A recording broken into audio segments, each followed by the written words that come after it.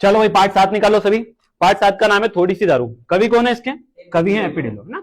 बहुत जरूरी होता है कि हम कवि परिचय को ध्यान में रखें। 4 नंबर का आता है ना। ये बहुत ज्यादा इंपॉर्टेंट है, मोस्ट इंपॉर्टेंट है। क्यों? क्योंकि प्रीवियस ईयर क्वेश्चन पेपर्स में पिछले 3 सालों से लगातार आते जा रहा है, तो इस बार भी 100% ही आएगा ही आएगा। ठीक है, तो कवि परिचय आप याद कर लेना। कवि परिचय में सबसे जरूरी बात क्या होती है कि हमें कवि की रचनाएं याद हो। इनकी रचनाएं क्या क्या है? ब्राउन मुंडे, विद्यु, माँ बेले, साड़ा प्यारी, ये इनकी रचनाएं। ठीक है, चलो आगे बढ़ते हैं। चलो पाठ पढ़ेंगे अपन। कौन पढ़ेगा बेटा? मैं पढ़ूंगा। पढ़ो।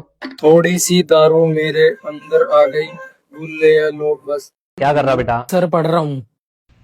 इसके पहले जो हमने पाठ पढ़ा था एकाकी, उसके रचयिता कौन थे? आशीष चंद्र जानी।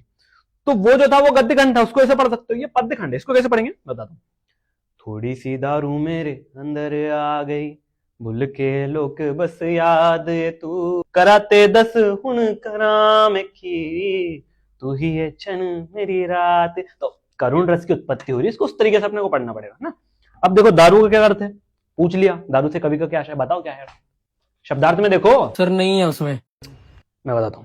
दारू एक मनोवैज्ञानिक सहारा है ना। इससे कवि क्या करता है, कवि के जीवन में जो भी दुख है, उन दुखों से कवि को कुछ समय के लिए है ना निजात मिलता है ना।